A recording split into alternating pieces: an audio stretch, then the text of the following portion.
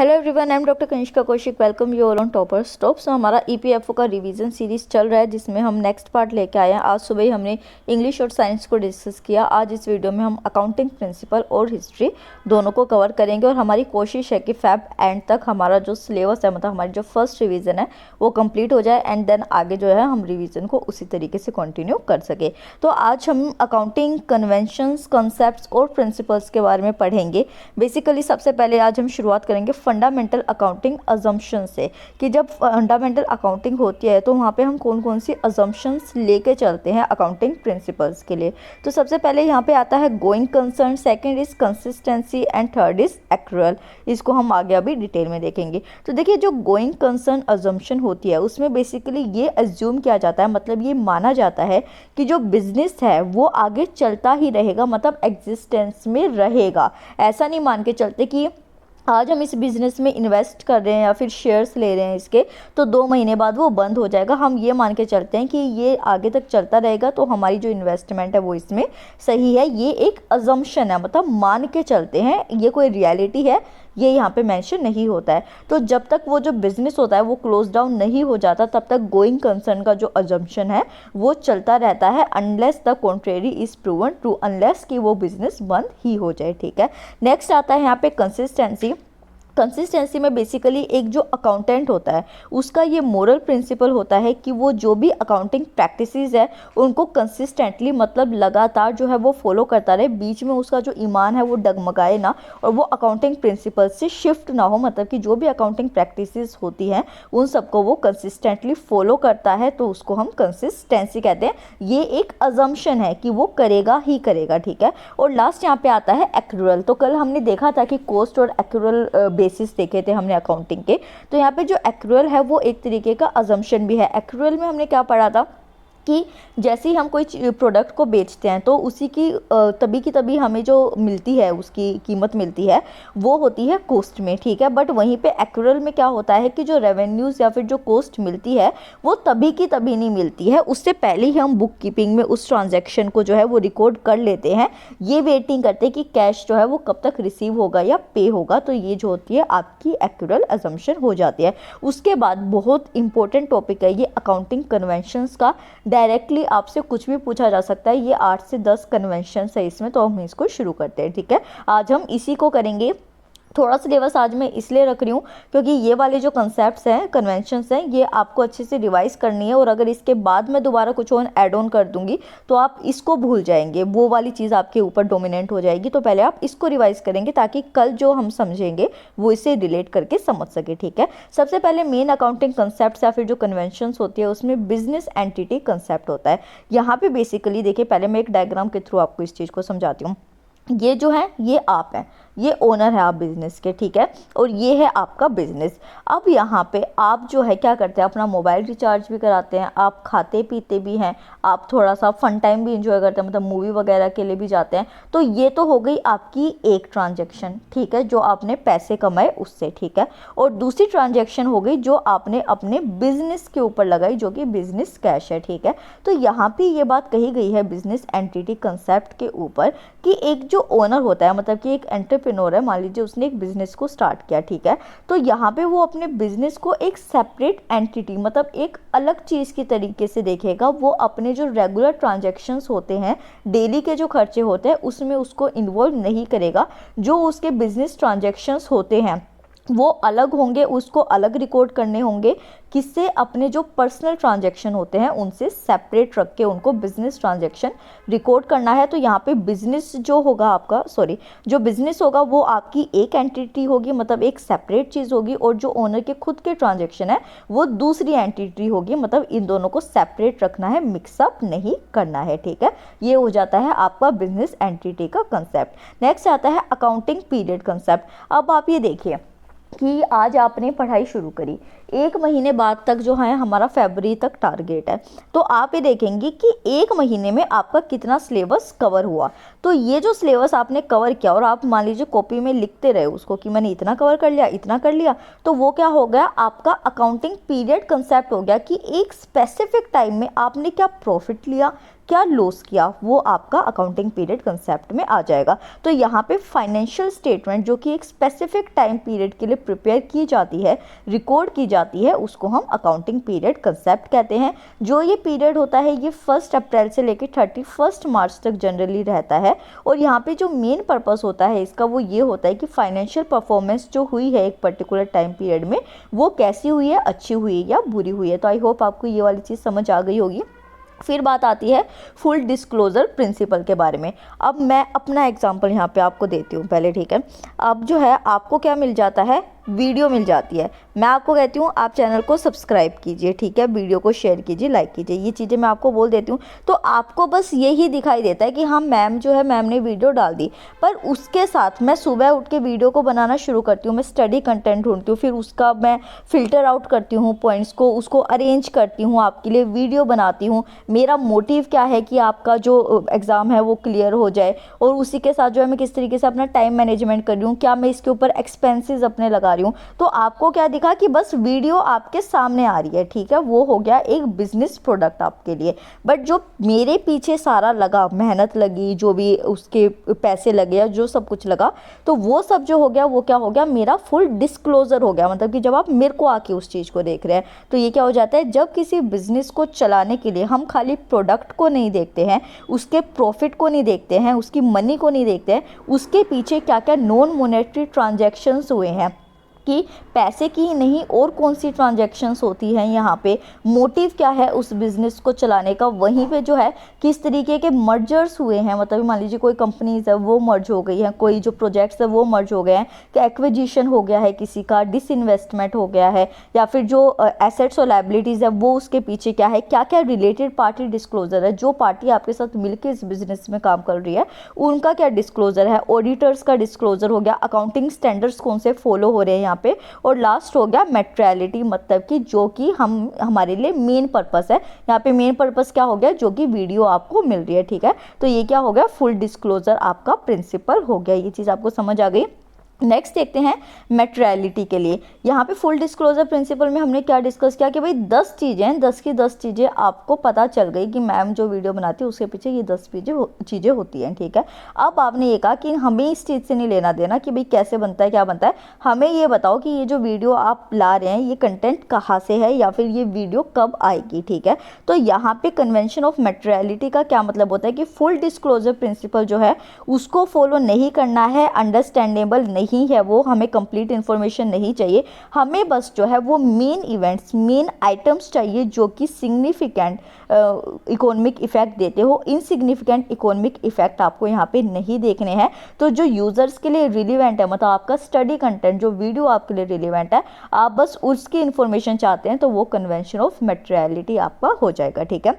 Next आता है prudence या फिर कंजर्वेटिज्म।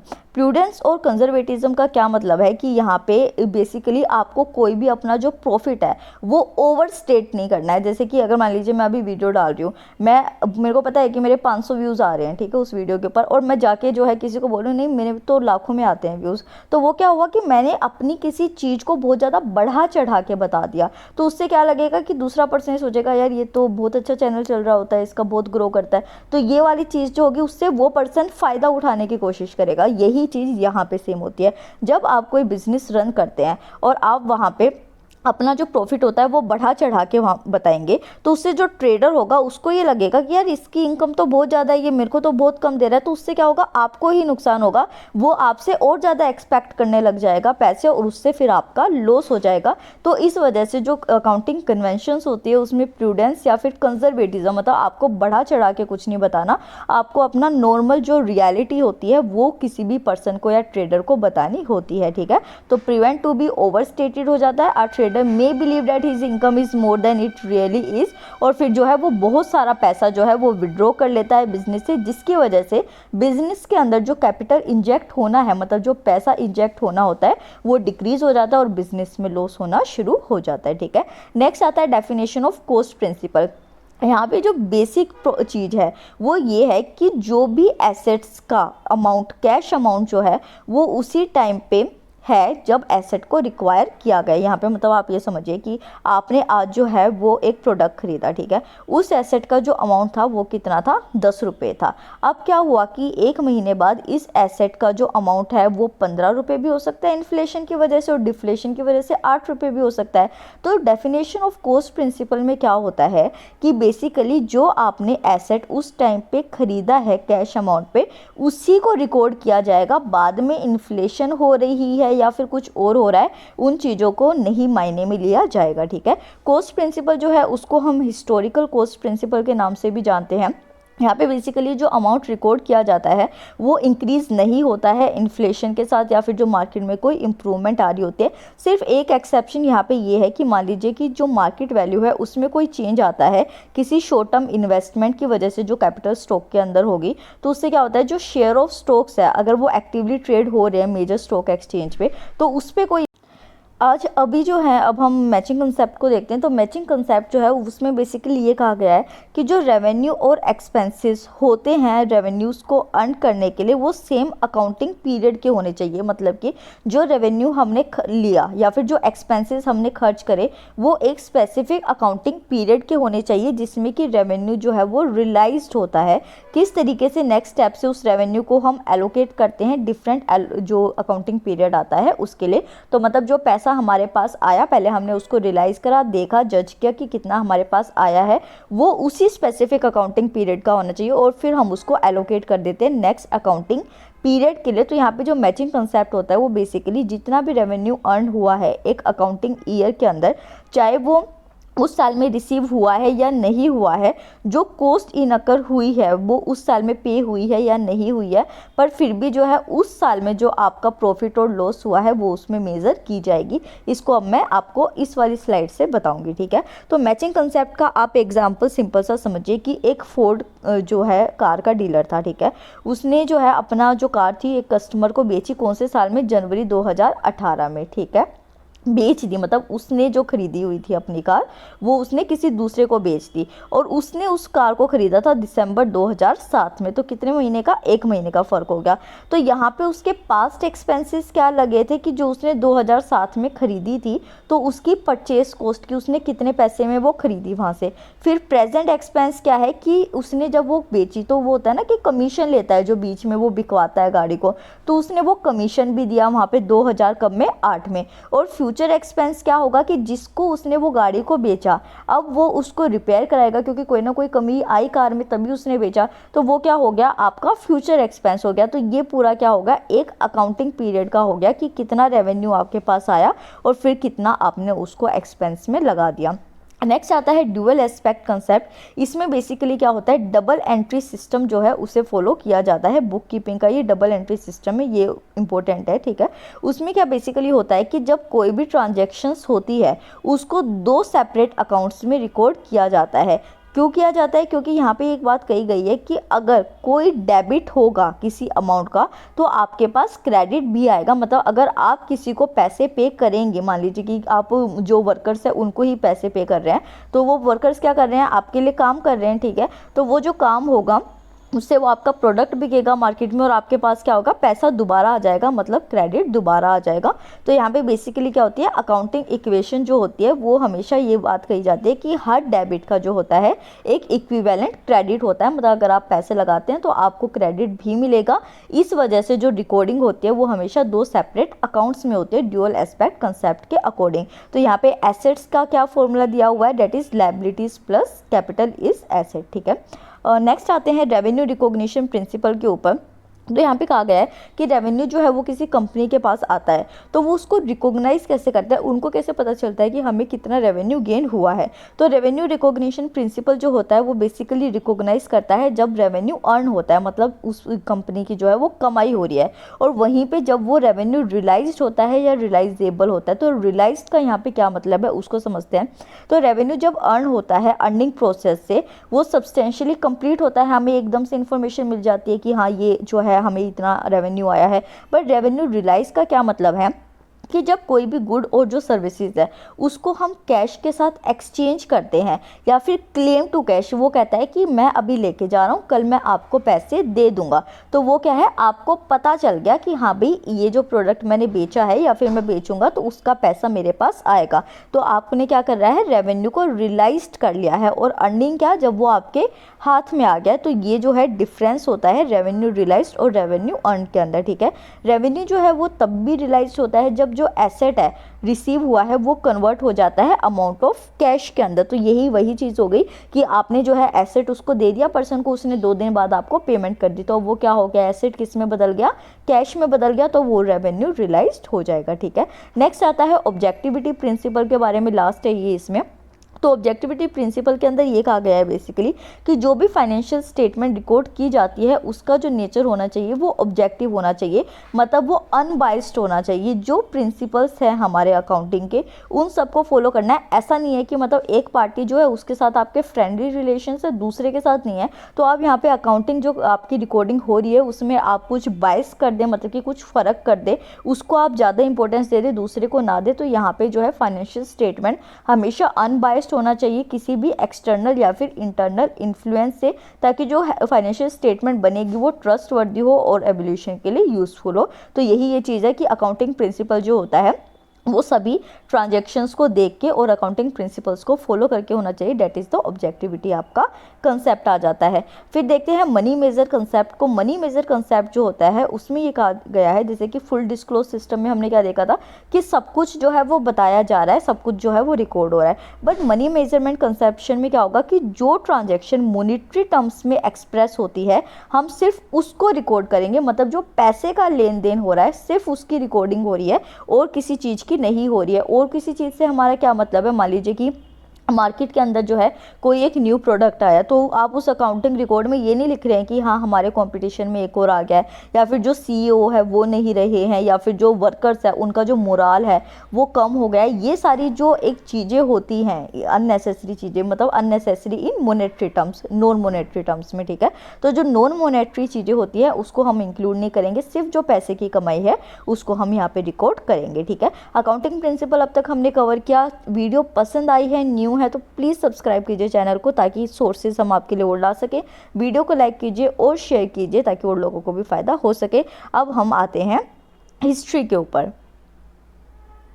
तो हिस्ट्री में हम शो रिलीजियस कोजेस जो हैं उससे आज शुरुआत करेंगे। हमने 1857 के रिवोल्ट की कल हमने देखा था। 1857 रिवोल्ट्स के मैंने जो फैक्ट्स थे कि बुक्स कौन सी किसने लिखी थी, नेचर क्या था, वो सब बताया था। वो आपके फैक्ट बेस्ड क्वेश्चन आ गए ईपीएफओ के लिए। आज जो है मैंने जैसे आपको जब मैंने एनालिसिस किया था कि किस तरीके का प्रीवियस ईयर के क्वेश्चन हैं बेसिकली और क्या हमने स्ट्रैटेजी रखनी है, तो उसमें मैंने आपको बताया था कि एटलीस्ट 2 से 3 क्वेश्चन जो थे वो अंडरस्टैंडिंग बेस्ड भी थे, और वही अंडरस्टैंडिंग बेस्ड की कोजेस क्या थे और क्यों वो फेल हुआ रिवोल्ट, वो हमको पढ़ना है मेजरली। हमें हार्ड वर्क नहीं करना है, यहाँ पे स्मार्ट वर्क करना है। तो उसी तरीके से मैंने ये आपके लिए स्लाइड्स बनाई हैं। ठीक है, तो सोशल रिलीजियस कोजेस जो हैं वो क्या थे रिवोल्ट के। पहली बात तो क्या था कि देखिए इंडियंस जो था उनको ये चीज़ समझ नहीं आ रही थी कि पहले तो आप हमारे ऊपर राज करने आ गए और ऊपर से हमारा जो कल्चर है आप उसको भी ख़त्म कर रहे हो। तो यहाँ पे जो वेस्टर्न सिविलाइजेशन स्प्रेड हो रही थी बहुत ज़्यादा रैपिडली, तो जो उस टाइम के लोग थे वो थोड़े कंजर्वेटिव नेचर के थे, उनको वो चीज़ें समझ नहीं आ रही थी, पसंद नहीं आ रही थी।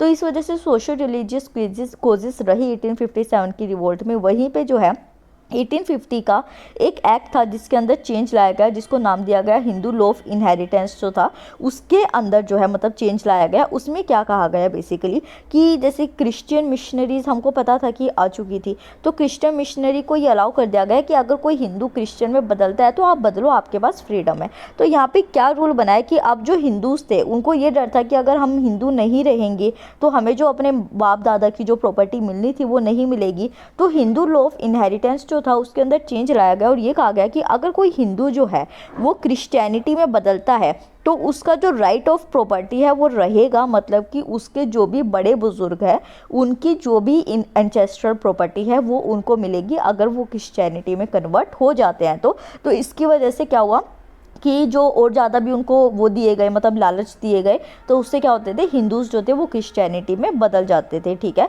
तो पीपल जो है वो इस वजह से इंडियंस को क्रिश्चियनिटी में बदलने की कोशिश कर रहे थे, जो गवर्नमेंट थी उस टाइम में। ठीक है, वहीं पे उस टाइम के जो लोग होते थे वो सती प्रथा को, जो फीमेल इन्फेंटिसाइड हुआ करते थे, उसको बहुत कॉमन माना करते थे। मतलब सती को वो देवी माना करते थे कि मतलब अगर वाइफ जो है, अगर हस्बैंड की डेथ हो गई है तो वाइफ को उसके साथ बर्न कर दो। तो जब इस वाली प्रैक्टिस का अबोलिशन हुआ तो जो यहाँ पे इंडियंस थे उन्होंने ये कहा कि ये तो पाप है कि आप हमारी प्रैक्टिसेस को ख़त्म कर रहे हैं, क्योंकि ये वाइफ है, इसका हस्बैंड मर गया है तो इसको भी साथ में जलाना हमारे धर्म में लिखा हुआ है। तो उनको वो अपने धर्म के अगेंस्ट लगने लगा। और वहीं पे जब ये कह दिया गया कि सती तो ख़त्म होएगा ही होएगा और उसके साथ जो विडो है उनको भी अपनी लाइफ दोबारा जीने का हक है, तो उनको रीमैरिज कराई गई उनकी। तो ये और ज़्यादा जो है ऑफेंसिव लगा जो उस टाइम के हिंदूज़ हुआ करते थे, और उसकी वजह से उनको लगा कि जो हमारा सोशल स्ट्रक्चर है उसके ऊपर तो ये खतरा बन गए हैं ब्रिटिशर्स, और उनके अंदर जो है सोशो रिलीजियस कोजेस जो थे वो, मतलब कि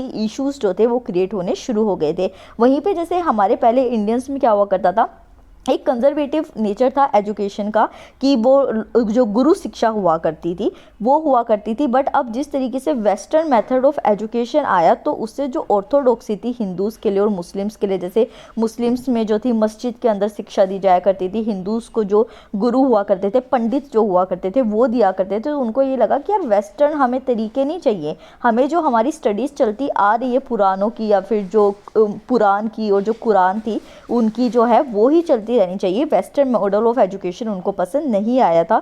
और वहीं पे जिस तरीके से रेलवेज और टेलीग्राफ का इंट्रोडक्शन किया गया तो लोगों को ये लगा कि ये तो हमें पूरी तरीके से ही डोमिनेट करना चाहते हैं रिलीजियस मैटर्स में, सोशल मैटर्स में, तो वो भी उसको सस्पिशन से देखने लग गए। ठीक है, फिर आया इकोनॉमिक कोजेस जो कि रियल में प्रॉब्लमेटिक थे। ठीक है, सोशल कोजेस नहीं थे, क्योंकि वो सिर्फ कंजर्वेटिव थे नेचर के, इस वजह से उनको वो चीज़ें बुरी लगती थी, बट वो चीज़ें सही थी। ठीक है, रूरल एरियाज़ में जो पीजेंट्स और जमींदार उस टाइम हुआ करते थे उनके लैंड के ऊपर जो है बहुत ज़्यादा हैवी टैक्सेस हुआ करते थे। हैवी टैक्सेस भी चलो मान लो कि ठीक है आप हमारे ऊपर टैक्स लगा लो, पर जब वो रेवेन्यू कलेक्ट उनसे किया जाता था वो बहुत ही बुरे मेथड से, बहुत टॉर्चर करके उनको किया जाता था। ये नहीं देखा जाता था कि उनकी फसल हो रही है या नहीं हो रही है, पर जो ब्रिटिशर्स थे, कंपनी थी, उनको बस क्या चाहिए था, रेवेन्यू चाहिए था, वो चाहे कैसे भी हो। तो यहाँ पे जो बेसिकली था बहुत सारे ग्रुप के जो मेंबर्स हुआ करते थे वो हैवी रेवेन्यू डिमांड जो थी वो अनेबल थे उसको पे करने के लिए। तो वो क्या करते थे, जमींदार जो थे, मनी लैंडर्स जो थे, उनसे जाके लोन ले लिया करते थे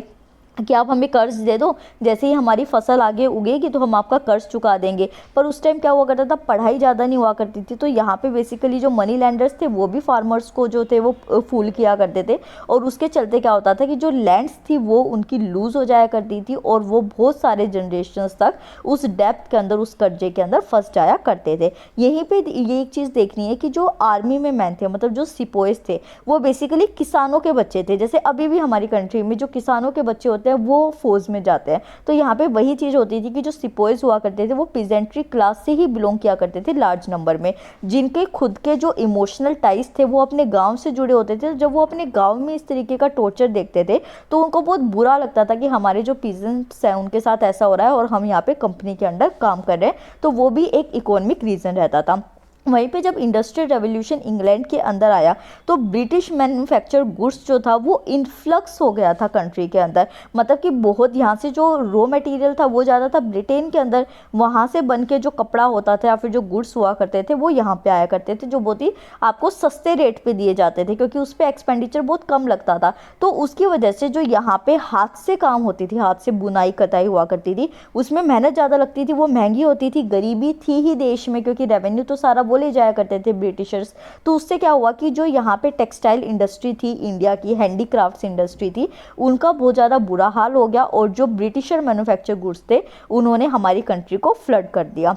इंडियन हैंडीक्राफ्ट इंडस्ट्रीज जो थी वो कम्पीट नहीं कर पाई चीप मशीन मेड गुड्स से, और यहाँ पे जो राजा महाराजा हुआ करते थे उनके भी जो आगे प्रॉब्लम होने लग गई, जैसे कि उनके पास भी अब रेवेन्यू नहीं आता था, उनकी भी कमाई इतनी नहीं होती थी, तो जो उनके पैट्रन हुआ करते थे, बेसिकली जो हैंडीक्राफ्ट्समैन हुआ करते थे, वो राजाओं के लिए सर्विस किया करते थे। अब राजा महाराजा ही नहीं रहे तो वो उनकी सर्विस भी नहीं कर पाते थे, तो इस वजह से जो आर्टिसंस हुआ करते थे उनका बुरा हाल हो चुका था। फिर आते हैं मिलिट्री कोजेस के ऊपर। तो जो रिवोल्ट ऑफ 1857 हुआ था वो बेसिकली मिलिट्री कोज की वजह से ही हुआ था। मतलब ये जो सोशल रिलीजियस कोज है, ये इकोनॉमिक कोजेस है, ये आप ये समझिए कि आग में घी डालने वाला उसने काम किया था, पर बेसिक रीजन था सिपोई म्यूटिनी का। यहाँ पे बेसिकली क्या है था कि जो ब्रिटिश ट्रूप्स थी उसमें 87% जो सिपोइस थे वो क्या थे, इंडियन थे, ठीक है। पर जो ब्रिटिशर्स थे वो क्या कहते थे कि इंडियंस को इतने लार्ज नंबर पे वो तो करते थे, रिक्रूट तो करते थे, बट उनको हमेशा ये दिखाते थे कि भाई तुम तो इन्फीरियर हो ब्रिटिशर्स से, हमारे ब्रिटिशर्स के कंपेयर का कोई नहीं है, ठीक है। एक जो इंडियन सिपोई हुआ करता था उसको यूरोपियन सिपोई के साथ सेम रैंक पे जो है कम पे किया जाता था। वहीं पे अगर हम देखते हैं कि सबसे बड़ा जो पोस्ट दी जाती थी एक इंडियन सिपोई को, वो सूबेदार की दी जाती थी, उससे हायर रैंक पे उनको रिक्रूट नहीं किया जाता था, चाहे वो कितने भी एबल क्यों ना हो। वहीं पे जो है जो ब्रिटिशर्स थे उन्होंने रूल बनाया कि जो अब सिपोइज है उनको जो है वो दूसरी कंट्रीज़ में जाके भी काम करना पड़ेगा। तो यहाँ पे 1856 के अंदर ये वाला जो है बहुत इंपॉर्टेंट पॉइंट है। लॉर्ड कैनिंग जो थे उन्होंने जनरल सर्विस एनलिस्टमेंट एक्ट निकाली। तो आपसे डायरेक्टली जो है ये भी पूछा जा सकता है कि कौन से वाइसरॉय थे जिन्होंने ऐसी चीज़ को मतलब निकाला था, और या फिर ये भी पूछा जा सकता है कि जनरल सर्विस एनलिस्टमेंट एक्ट जो थी उसके अंदर क्या प्रोविज़न था, ठीक है। तो यहाँ पे जनरल सर्विस एनलिस्टमेंट एक्ट के अंदर कहा गया कि जो सिपोइज है उनको रेडी रहना है कि वो दूसरी कंट्री में जाके भी जो ब्रिटिश इंडिया है उसकी तरफ से काम करे। और उस टाइम में क्या होता था कि ये माना जाता था कि अगर आप समुंदर को पार कर देंगे तो जो आपकी कास्ट है, आपका जो रिलीजन है, आपकी जो आइडेंटिटी है, आप उसको खो देंगे। तो जब लॉर्ड कैनिंग ने ये एक्ट लेके आया तो उस टाइम सिपोइज के मन में बहुत ज़्यादा एक द्वेष भावना आ गई ब्रिटिशर्स के लिए कि यार ये तो हमारी कास्ट तक को ख़त्म कर रहे हैं। तो इस वजह से जो है और ज़्यादा सिपोई म्यूटिनी वाली चीज़ें बढ़ गई थी, ठीक है। उस टाइम में जो वॉइसरॉय थे वो लॉर्ड कैनिंग थे। लॉर्ड कैनिंग के बारे में मैं पहले भी डिस्कस कर चुकी हूँ, बट अभी हम यहाँ पे इसको कर रहे हैं तो मैंने सोचा कि एक बार दोबारा मैं आपको इसके पॉइंट्स बता दूँ जिन स्टूडेंट्स ने पहले वाली वीडियो नहीं देखी है। प्लस हमारा जो ऑब्जेक्टिव है वो क्या है, रिवीजन का है। तो रिवीजन तो हम जितनी बार भी कर ले वो उतना ही अच्छा है, ठीक है। तो लॉर्ड कैनिंग जो थे वो बेसिकली क्या थे, फर्स्ट वाइसरॉय ऑफ इंडिया थे 1858 के अंदर, और यही इंडियन म्यूटिनी ऑफ 1857 के अंदर भी प्रेजेंट थे, ठीक है। जो इंपॉर्टेंट इवेंट्स इनके टाइम पीरियड में हुए थे वो तो सबसे पहले की म्यूटिनी ऑफ 1857 ही हो गया जिनको उन्होंने सक्सेसफुली सप्रेस कर दिया था। वहीं पर इन्होंने पोर्टफोलियो सिस्टम जो था वो 1867 के अंदर इंडियन काउंसिल एक्ट के अंदर पास किया था। ये वाला जो क्वेश्चन है ये मैं एमसीक्यू क्वेश्चंस में दे भी चुकी हूँ पहले। और उसी के साथ जो डॉक्ट्राइन ऑफ लैप्स आया था ये उन्होंने विड्रॉ किया था, ये आपको याद रखना है। डॉक्ट्राइन ऑफ लैप्स लेके कौन आए थे, डलहाउजी लेके आए थे, और विड्रॉ किसने किया था, लॉर्ड कैनिंग ने किया था 1858 के अंदर। क्यों किया था, क्योंकि उस टाइम जो राजा महाराजा थे 1857 की लड़ाई में उन्होंने ब्रिटिशर्स की हेल्प की थी, तो उनको एज एन रिवॉर्ड करने के लिए जो एनेक्सेशन किया जाता था उनके स्टेट्स का वो मना कर दिया कि ठीक है हम एनेक्स नहीं करेंगे, अगर आप कोई गलती करेंगे तो हम आपको पनिश कर देंगे। और जो डॉक्ट्राइन ऑफ लैप्स था उसको भी जो है वो ख़त्म कर दिया। फिर इंट्रोडक्शन हुआ कोड ऑफ क्रिमिनल प्रोसीजर का, वो भी लॉर्ड कैनिंग के थ्रू हुआ। इंडियन हाई कोर्ट एक्ट जो थी उसकी इनेक्टमेंट, और जो इंडियन पैनल कोड 1858 का आया था वो भी लॉर्ड कैनिंग ने ही किया था। ये वाली स्लाइड जो है वो बहुत ज़्यादा इंपॉर्टेंट है, इसको मैं टेलीग्राम चैनल पे पोस्ट कर दूंगी अपने पे, जिसका लिंक आपको डिस्क्रिप्शन बॉक्स में मिल जाएगा, ठीक है। इमीडिएट कोजेस की बात करते हैं कि एकदम से ऐसा क्या हुआ कि इतना बड़ा रिवोल्ट हो गया। तो रिवोल्ट ऑफ 1857 जो था वो बेसिकली एक ग्रीस कार्ट्रेज की वजह से हुआ था। यहाँ पे बेसिकली क्या होता था कि जो राइफल्स नए दिए गए थे उनको सिपोइस को, उनको मुंह से फाड़ना होता था, और उसके ऊपर जो था वो मीट लगा होता था गाय का और पिग का। तो जो मुस्लिम्स हुआ करते थे वो पिग के मीट को टच नहीं किया करते थे, और जो हिंदूज होते थे वो तो गाय को माता की तरह पूजते हैं तो वो उसको टच नहीं कर सकते। तो जो राइफल्स थी वो बेसिकली किससे होती थी, काउ एंड पिग के फैट से हुआ करती थी, और उनको कार्ट्रेजेस को बाइट ऑफ करना पड़ता था। तो हिंदू और मुस्लिम्स जो थे दोनों ने ही इसको रिफ्यूज़ कर दिया था कि हम ऐसा नहीं करेंगे। उसी के साथ जो है वो क्या करने लग गए थे कि जो खाना सिपोइस को दिया जाया करता था तो उस आटे के अंदर जो है हड्डी का चूरा मिला दिया गया। तो एक वेजिटेरियन के लिए कितनी बड़ी बात है कि वो बोन डस्ट को कंज्यूम कर रहा है। वहीं पर जो लॉर्ड कैनिंग थे उन्होंने जो है बहुत सारी अमेंडमेंट्स लाने की कोशिश की गई कि ये जो कार्ट्रेजेस कार्ट्रेजेस है इनका यूज़ हो सके। तो इसकी वजह से जब उनको सिपोइस को प्रेशराइज किया गया कि आप इन कार्ट्रेजेस को यूज़ कीजिए, तो जो सेवरल प्लेसेस थे वहाँ पे अनरेस्ट हो गया कि भाई हम इस चीज़ को नहीं मानेंगे। प्रॉब्लम कब उठी? जब मंगल पांडे ने मार्च 1857 के अंदर कार्ट्रेज को यूज करने से मना कर दिया और जो अपने सीनियर ऑफिसर थे उनके ऊपर अटैक कर दिया। 8 अप्रैल 1857 को उन्हें फांसी पर लटका दिया गया। जैसे ही 8 अप्रैल 1857 को उनको लटकाया गया, 9 मई 18 जो था उसमें 85 सोल्जर्स जो थे मेरठ के, तो यहाँ पे शुरुआत कहाँ से हुई थी?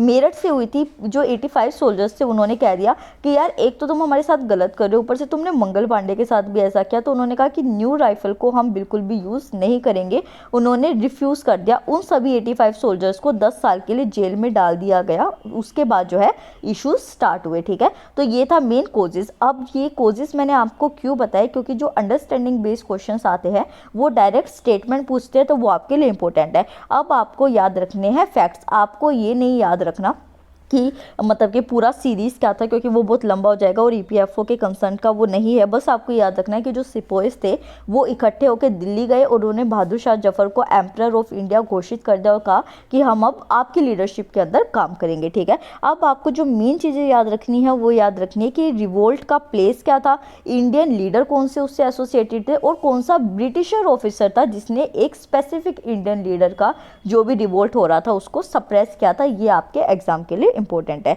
तो दिल्ली से शुरू करते हैं। दिल्ली में बहादुर शाह सेकंड जो थे, जिनको एम्परर ऑफ इंडिया घोषित किया गया था, वो इंडियन लीडर थे जिनको कि जॉन निकोलसन ने सप्रेस कर दिया था। नेक्स्ट आता है लखनऊ में। तो लखनऊ में बेगम हजरत महल थी जिसको हेनरी लेवरेंस जो थे उन्होंने सप्रेस कर दिया था। कानपुर के अंदर नाना साहेब थे जिनको कि सर कोलिन कैंपबेल ने कर दिया था। नेक्स्ट आते हैं झांसी और ग्वालियर में। तो लक्ष्मीबाई और जो तांत्या तोपे थे वो दोनों साथ में मिलकर यहाँ पे लड़ाई कर रहे थे, जिनको जनरल ह्यूज रोज जो थे उन्होंने सप्रेस कर दिया था। उनके रिवोल्ट को रानी लक्ष्मीबाई को मार दिया गया था। यहाँ पे बरेली के अंदर खान बहादुर खान थे जिसको सर कोलिन कैंपबेल ने ही किया था।